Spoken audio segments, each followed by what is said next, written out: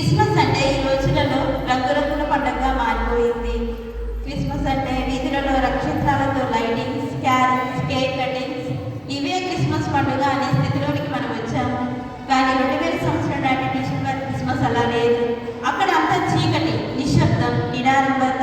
ముఖ్యంగా చెప్పాలంటే పేదరికంలోనే యేసుక్రీస్తు జన్మించారు. ఆయన రాజులకు రాజు అయినప్పటికీ పేదరికంలో ఎందుకు జన్మించారు?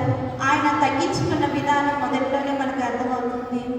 అలాగని ఎవరైనా మనకి ముఖ్యమంత్రులు కానీ విఐపీలు కానీ వస్తుంటే ఎంతో పోలీసుల బందోబస్తుతోనూ ఘనంగా ఆహ్వానించుకుంటాము. కానీ ఈ లోకం ఆయనకు పలికిన స్వాగతం ఏంటో తెలుసా? పశువుల పాక, ఒక పశువుల తోటి మాత్రమే.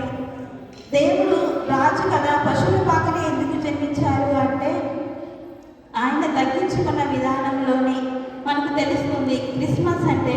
కాకపోతే పశువుల పాకలో గర్వం లేదు, అహంకారం లేదు. గర్వం ఉన్న చోట దేవుడు ఉండలేడు. కాబట్టి ఆయన పశువుల శాలలో జన్మించాడు, మూగజీవుల మధ్యనే ఉన్నాడు. కాబట్టి క్రిస్మస్ పండుగ అంటే ఆర్భాటాలతో కాకుండా దేవుడు మన తలుపు తట్టుచున్నాడు అని గ్రహించి ఎటువంటి ఆడంబరాలు లేకుండా మంచి మనసుతో జరుపుకోవాలి అని తెలియపరుస్తూ ఉంది. కాబట్టి దేవుడు మన హృదయంలో ఉంటే మన జీవితంలో ఉన్నట్టే అన్న